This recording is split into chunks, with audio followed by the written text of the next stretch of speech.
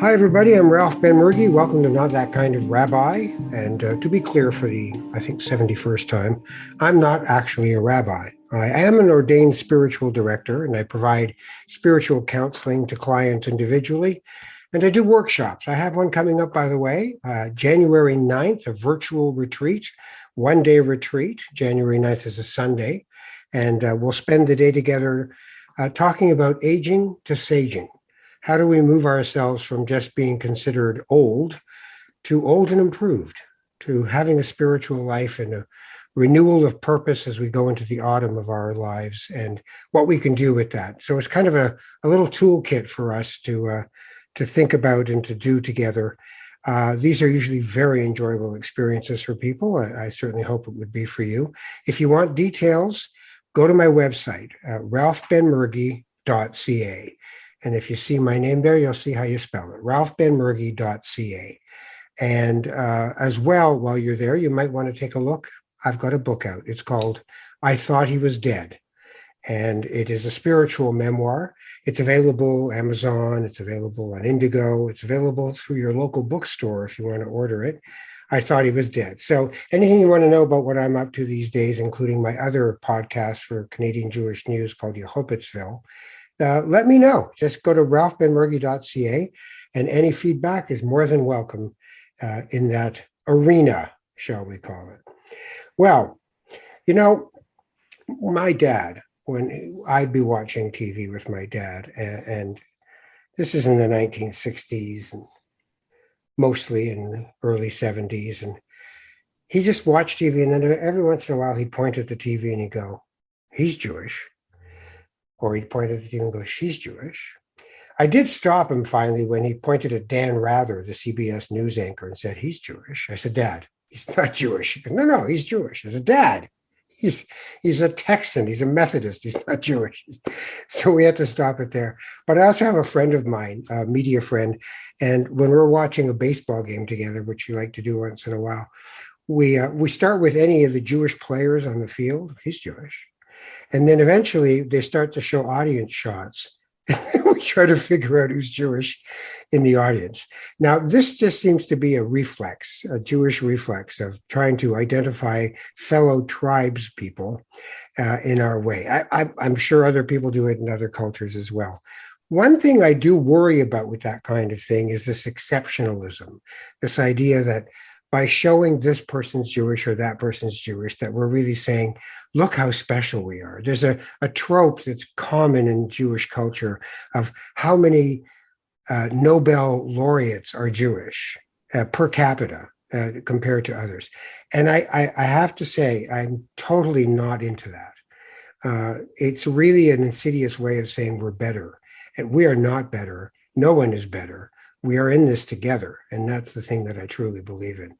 But on the other hand, I do always enjoy when I figure out that somebody whose work I've listened to or admired is Jewish, because I just like it. It's nice. Could have been a Mormon, but in this case, it happens to be Jewish.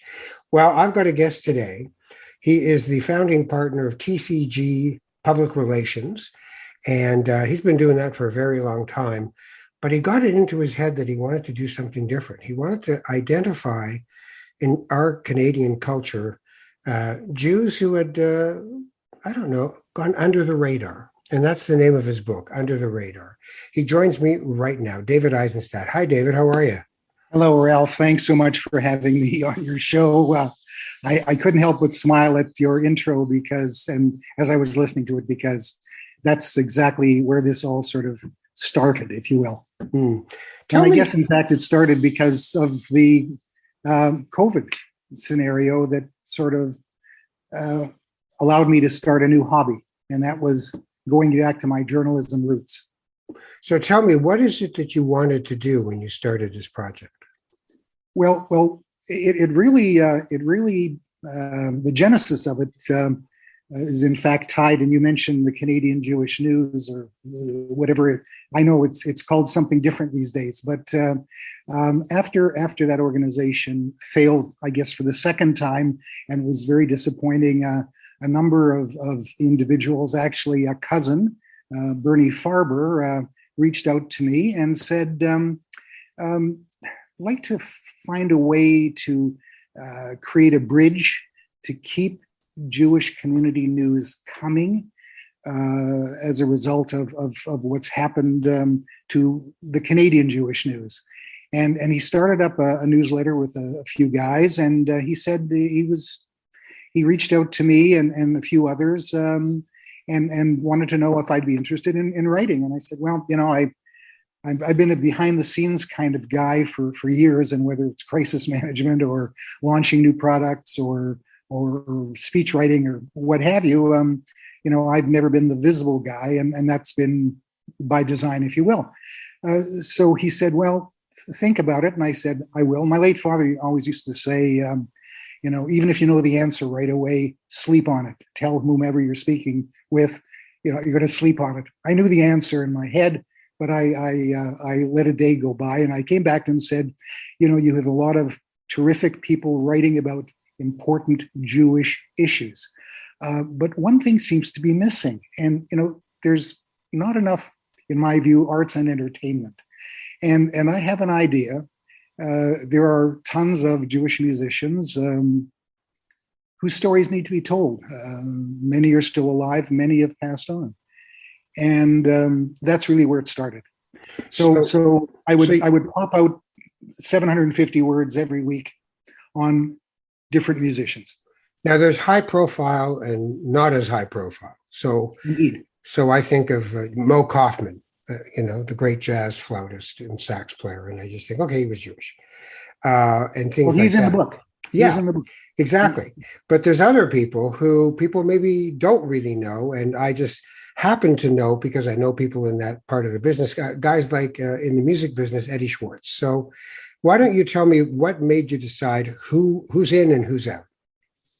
Well, one of the drivers, I guess, for me was the notion of if I could create, I didn't know that as a reaction, I would consider my effort worthwhile.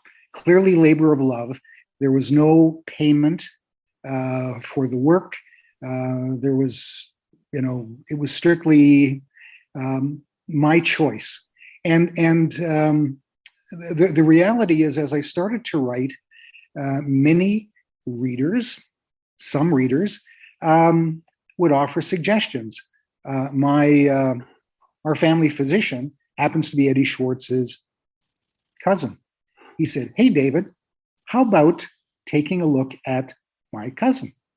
And I find, he splits his time between Nashville and the Muskokas, and oh my God, Pat Benatar, hit me with your best shot. OMG, wow. And so that's how an Eddie Schwartz happened. The Mo Kaufman one was, I guess, was really my first column. I do love jazz. I do enjoy jazz. I have a late uncle who I've also profiled in the book.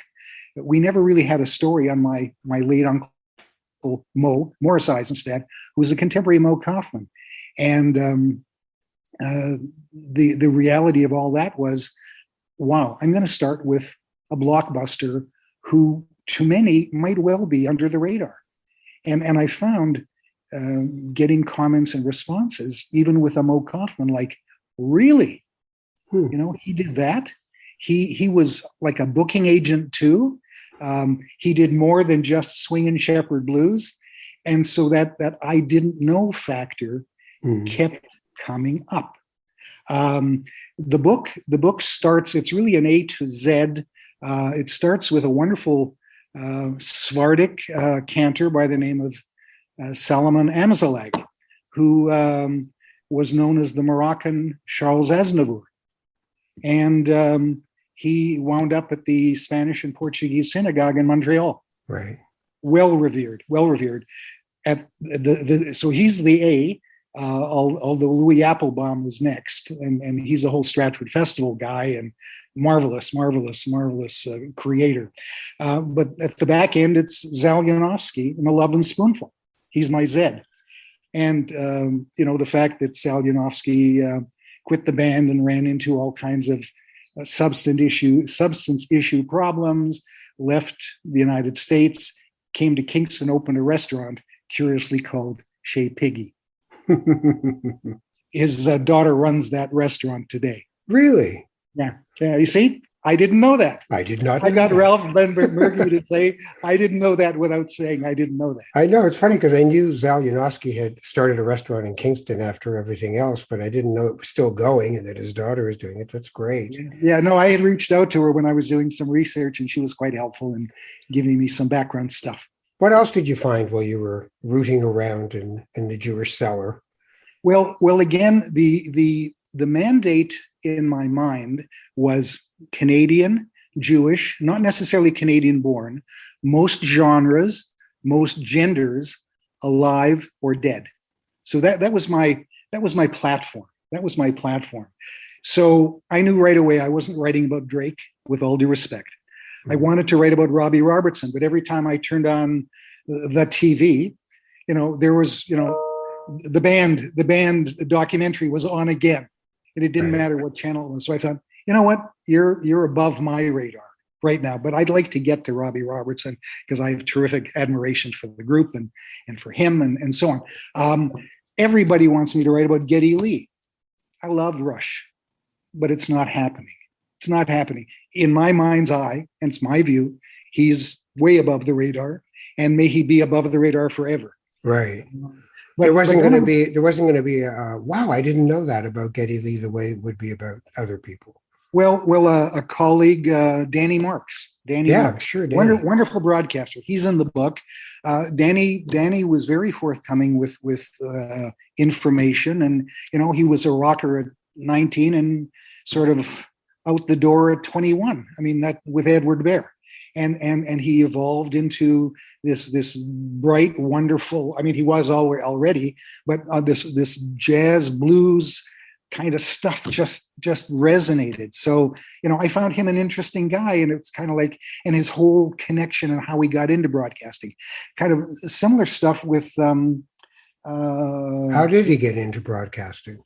Well, he managed to connect with Arthur Black, the Basic Black CBC. Ralph Benmerguy's going, I didn't know that up here. He didn't say it, but because I actually now remember that Danny used to. You may remember you were as a CBC guy, the sing along sort of thing with Arthur. So again, and people, all sorts of people would send and continue to send recommendations. I mean, I'm looking today for a column on Mendelssohn Joe. Right. Wonderful guy, and the connect there came through Ben Mink, who was Katie Lang's constant craving partner in so much of the work that she did. So again, an email, a phone call, a tip. I have a long list of artists. Just did a piece on Boris Brott. Well, will there be a second book if this one goes well? He's a natural for that. Let me ask you something. Being Jewish, all these people being Jewish, did they? Is there anything discernibly Jewish about what they contributed to pop culture, or is it just that they were in pop culture and happened to be Jewish? Well, I guess when I was doing research on Erica Goodman, a most wonderful harpist, and I seem to recall she was ranked number 50 in the world. And I thought about it for a while and thought, my goodness, I don't know, and I'm trying to answer your question. I don't know any parent, I don't remember any parent who urged their kid to take harp lessons. Accordion, maybe, but not. accordion. Yeah, well, maybe with Polish roots. Yeah, exactly. Not sure on the other side of the ethnic agenda or ledger, but the notion of that kind of instrument. Again, everyone took lessons as a kid, and mostly violin and mostly piano. Right. So again, the Erica Goodman experience was curious to me. Suzanne Schulman is a wonderful flautist, lives in Hamilton, and she wanted to play the tuba as a kid, but she had asthmatic issues. And so gravitated from this mammoth instrument to this smaller instrument. And she carved and has carved and continues to carve a wonderful career for herself. But again, so the Jewish connect seems to gravitate to music. And so many have excelled. I mean, I took piano lessons as a kid, didn't keep it up. And I'm sure we both know lots of people who took music lessons and weren't either good at it or, would rather play baseball or hockey. But is there such a thing as an identifiable Jewishness to what these people contribute? Or were they just, or would you never have known if you didn't know? Well, I've tried to ask the question, what is it about Judaism that made you want to do what you do? And inevitably there's a lot of connectivity to our roots as Jews, and inevitably it's music and Judaism kind of go together. They kind of go together in almost every case. In almost every case. I mean, my uncle Morris Eisenstadt, I mentioned a contemporary of Mo Kaufman. He grew up. Our family is from Calgary. My Zeta was a cowboy. My dad was born there. I grew up there. My uncle Mo, his first gig was at a community hall a couple of blocks away from where they lived in what was essentially an Italian and German neighborhood in Calgary. And my late father, I remember telling me how proud he was of his brother who came home, after playing with a band, and he made $15 years and years and years ago. So it was ingrained. He wanted to be a musician. And my grandparents on my father's side were not particularly religious. They were traditional Jews, right? And observed everything, but they were not. They were more free thinkers. They founded. My Zeta was an early founder of the Hayel Peretz Institute. We called it the Institute because it was in Calgary back in the day. Right. So tell me about more of the people that you ended up writing about. Tell us a few of their stories. Well, there's really a wonderful collection of individuals. Corey Hart, a Montrealer. He's been up and down and under and over the radar over the years, and for various reasons, he lives in the Bahamas now, and he's just kind of doing his own thing. See, I never even knew before the book. I didn't even know he was Jewish. Well, it's interesting. I had somebody say to me the other day, I guess who bought the book on Amazon. That's my shameless plug. Said, "Oh goodness, it was a comment. Oh, it was about Mark Jordan." Oh yeah. He said, "I knew he's Jewish, but he's Canadian." So again, Ralph, I didn't know that stuff comes up in so many different ways. Yeah. Other people in the book. Goodness, let me think about. Wow, Jerry Gray and the Travelers. In my career as a public relations consultant, I wound up working at IBM for some time, and subsequently went to work for a guy called Jerry Goodis. Right. Who ran in the 70s what we would call the Jewish Mad Men ad agency. I'm telling you, it was Mad Men, but most of the people in the agency were Jewish. And Jerry Goodis co-founded the Travelers at Camp Nivelt with Jerry Gray, which was a labor Zionist camp, right? Absolutely, exactly, and the whole connection to Pete Seeger, who came to that camp during the blacklist times, with Lee Hayes, and Pete Seeger basically said to Jerry Gray, "Take the song and make it yours. This land is your land." And there's a wonderful video clip of Jerry Gray leading in Toronto the Mormon Tabernacle Choir. And he's wearing a tux. I don't know how many times in his life he wore a tux because he was always open shirt and banjo. But right.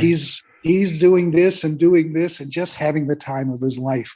So, again, stories like that.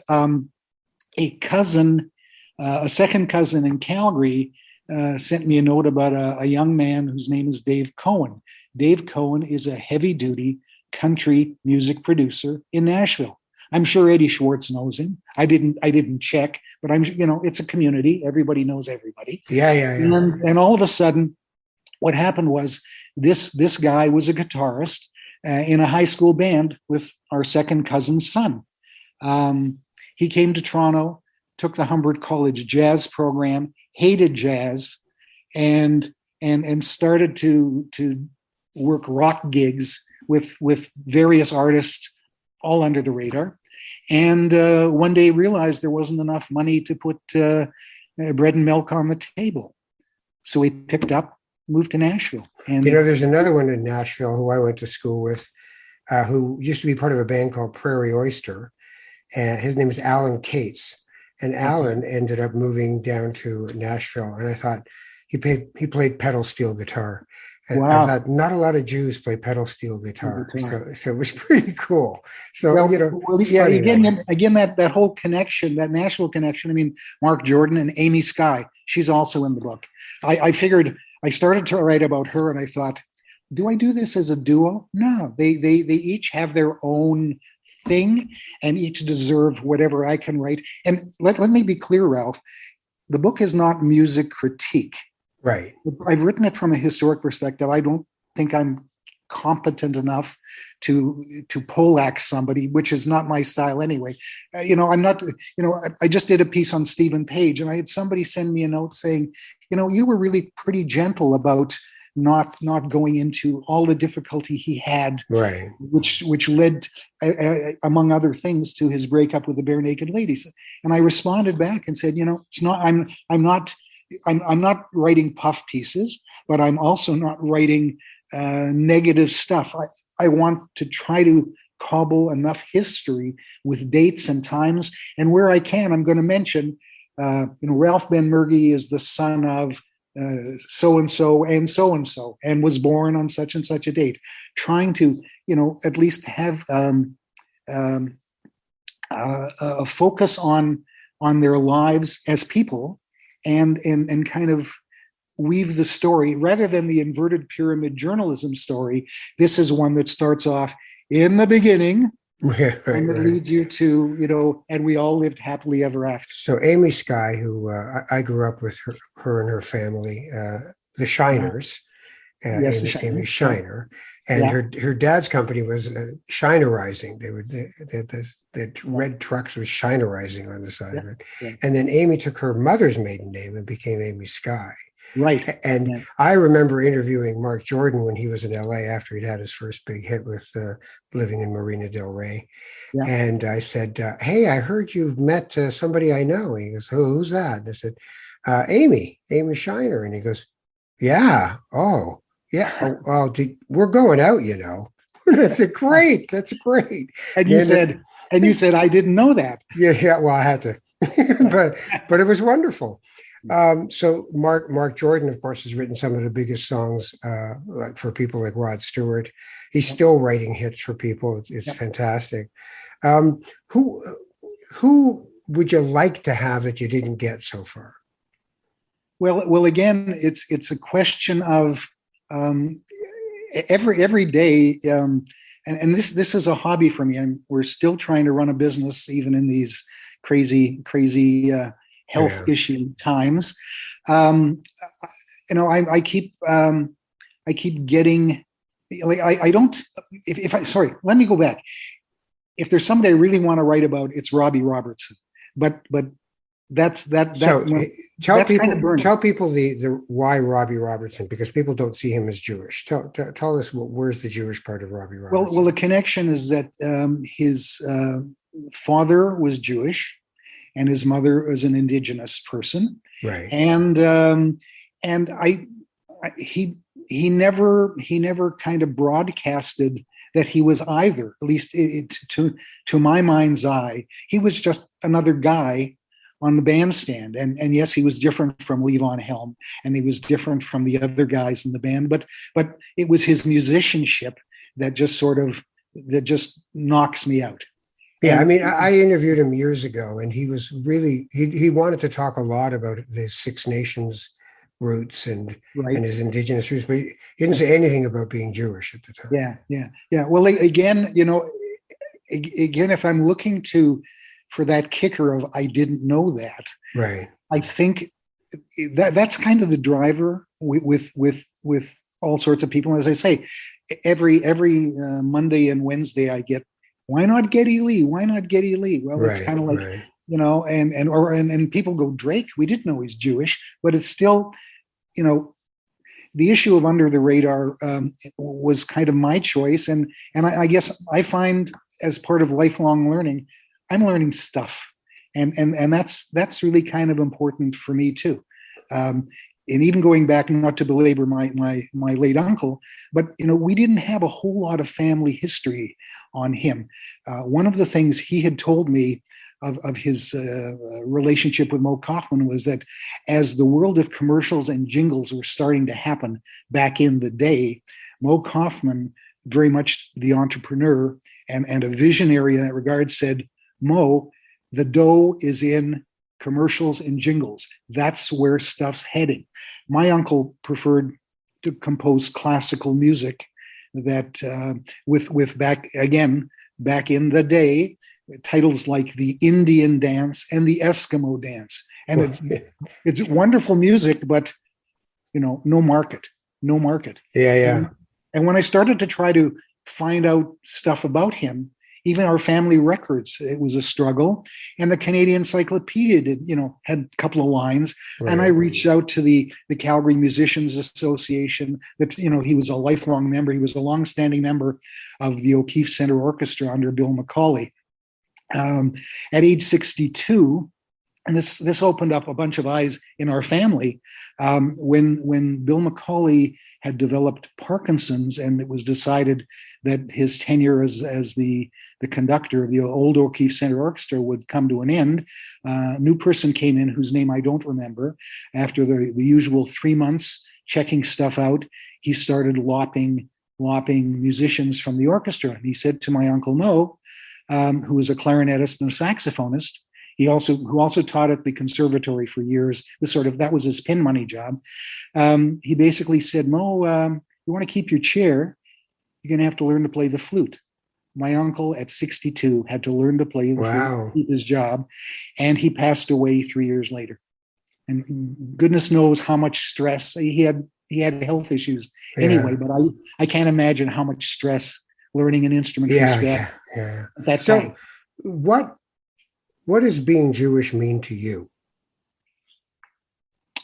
I guess we're traditional Reform Jews. Being Jewish is my identity. Somebody was saying to me the other day, how much anti-Semitism have you encountered in your life? And I said, luckily, not a lot.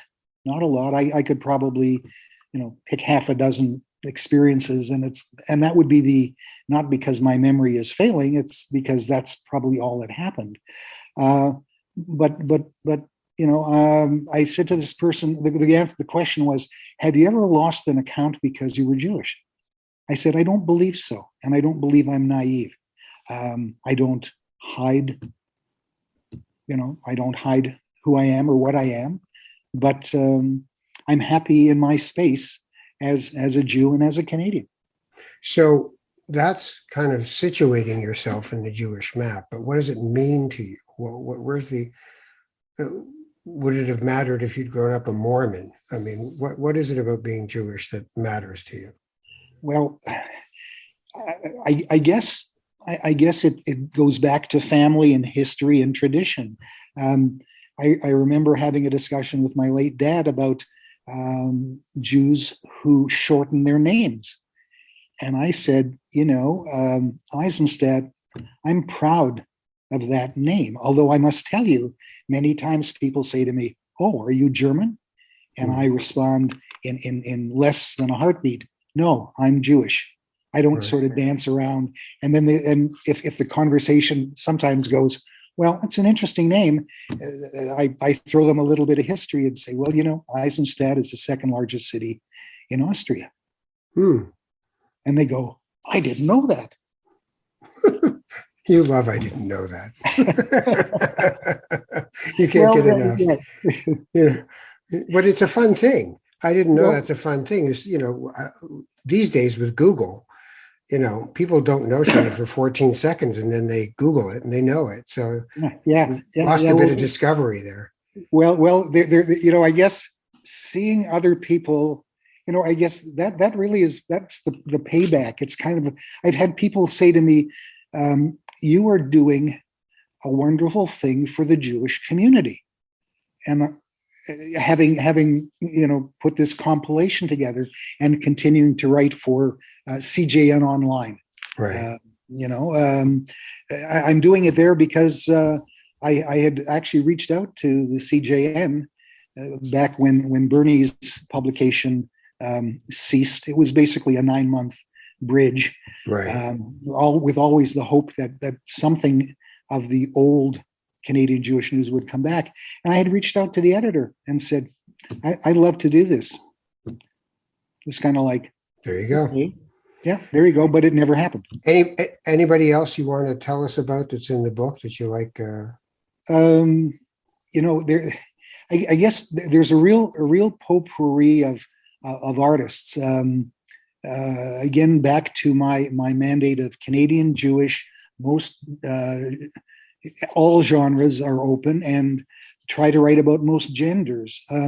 Did you get Afra Hornoy, right? You got.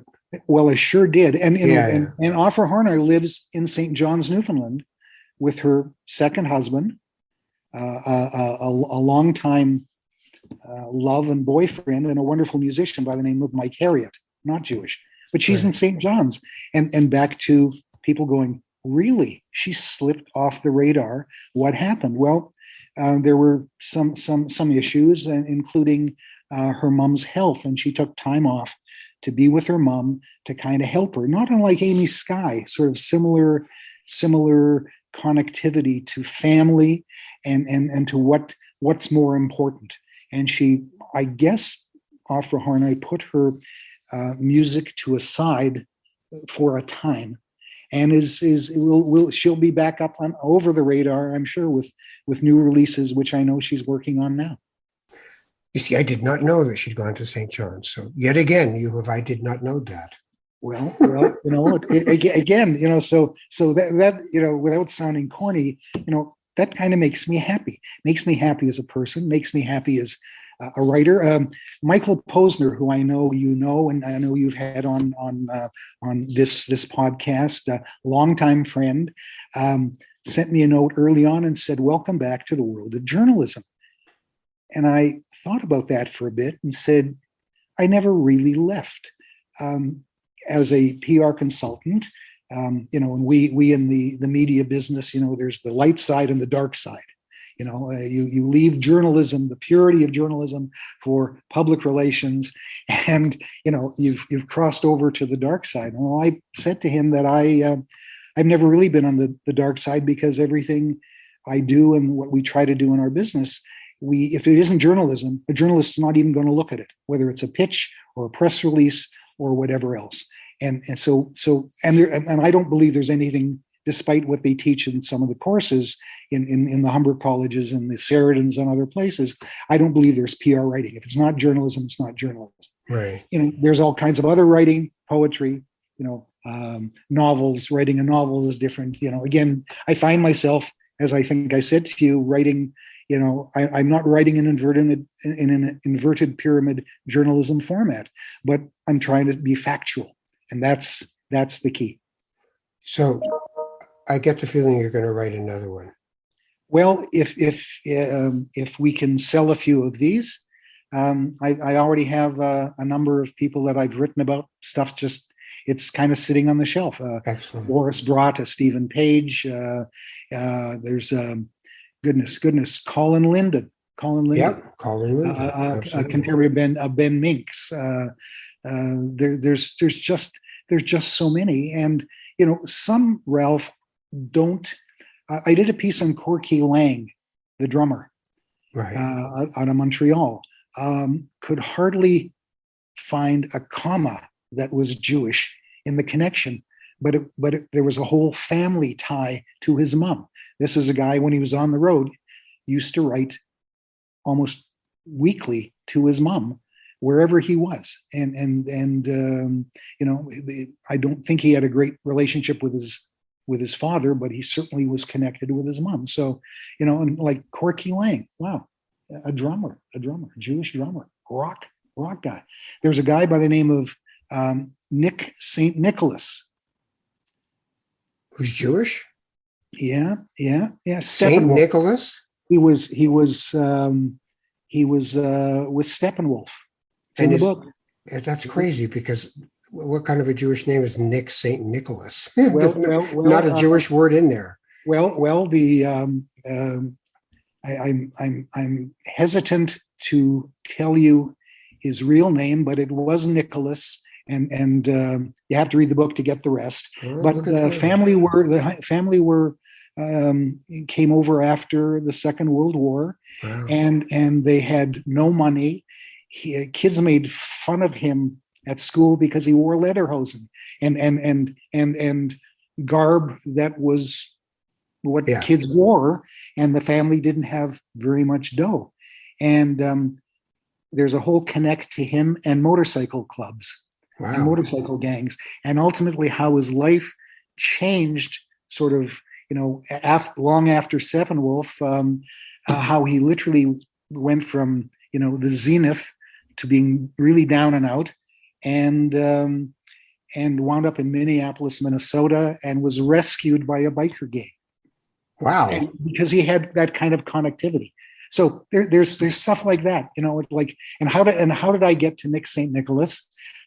One of the people on our team, his brother, grew up with him in the West End of Toronto. Crazy. Yeah, and of course, what did I say? Gee, I didn't know that. Well, David, there's a lot that I now know that I didn't know. So the name of the book is Under the Radar. David Eisenstadt is the author. They can get it on Amazon. Can they get it anywhere else? Indigo? Right now, it's on all Amazon sites in both paperback. Can I show you the cover? Sure, of course. Yeah. This is the cover. Yeah. It should jump off the shelves, but we haven't yet. We've just really done a soft launch. It was published on the 24th of November, so we're just kind of slowly getting the word out, and I'm appreciative of today's opportunity to talk about it with you. Yeah, absolutely. And people sometimes can go into the local bookstore and order a book too, right, from a publisher?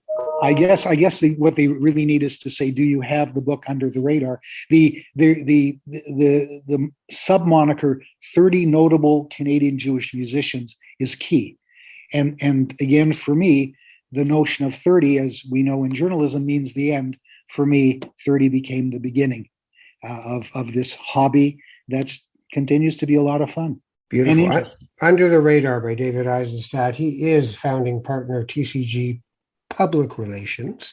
I'm Ralph Benmergui. If you want to find out more about the stuff I'm doing, go to my newly refurbished website, ralphbenmergui.ca.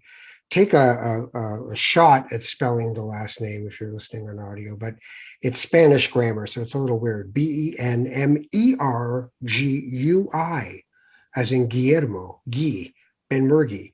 So ralphbenmergui.ca. My book is called I Thought He Was Dead. I've got a retreat coming up, Aging to Saging retreat. You can sign up for it on my website. And of course, you can listen to any of my podcasts for Not That Kind of Rabbi or from Yehupitzville on the cjn.ca.